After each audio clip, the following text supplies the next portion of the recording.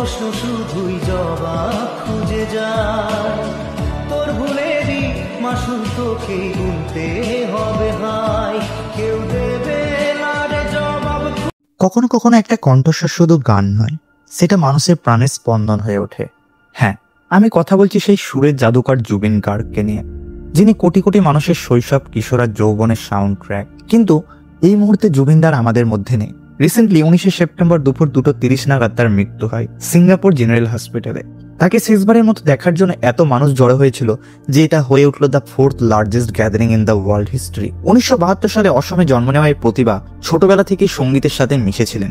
বাঁশি, তবলা, গিটার হাতে পেলে তিনি এক জাদু তৈরি করে ফেলতেন, যেন সঙ্গীতই ছিল তার প্রথম ভাষা। অসমীয়া গান দিয়ে শুরু হলেও তার কণ্ঠ দেশ ছাপিয়ে পৌঁছে গিয়েছিল কোটি কোটি মানুষের হৃদয় পর্যন্ত। 2006 সালে বলিউডের গ্যাংস্টার মুভিতে ইয়া আলী সং তাকে রাতারাতি জাতীয় আইকনে পরিণত করে। তারপর থেকে বাংলা, হিন্দি, অসমীয়া, তামিল একটার পর একটা ভাষায় তিনি হৃদয় ছুঁয়ে গেছেন। কিন্তু জুবিন গার্গ শুধু একজন গায়ক নন, তিনি ছিলেন সুরকার, অভিনেতা, পরিচালক আর সবচেয়ে বড় কথা একজন সহজ সরল মানুষ। ভক্তদের সাথে তার কানেকশন এতটাই গভীর ছিল যেন তিনি শুধু স্টেজে গাইতেন না, বরং প্রতিটা মানুষের আত্মার ভেতরে ঢুকে যেতেন। কিন্তু হঠাৎই সবকিছু থেমে গেল।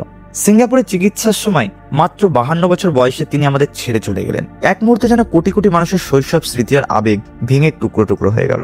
অসম, বাংলা, পুরো দেশ সবাই কেঁদে উঠল, যেন একজন খুব আপন মানুষকে হারালো। জুবিনদা হয়তো আজ শারীরিকভাবে আমাদের মধ্যে উপস্থিত নেই, কিন্তু তার গান, তার কণ্ঠ, তার অদম্য স্পিরিট চিরকাল বেঁচে থাকবে। তিনি ছিলেন না শুধু একজন সিঙ্গার, তিনি ছিলেন একজন আবেগ, এক অনুভূতি যেটা কখনো মরে না। জুবিন গার্গ আমাদের শিখিয়েছেন সঙ্গীত মানে শুধু শব্দ নয়, সেটা ভালোবাসা, যেটা সারা জীবন বেঁচে থাকে। তুমি জুবিনদার কোন গানটা মনে রাখবে সারা জীবন? কমেন্টে লিখে জানাও।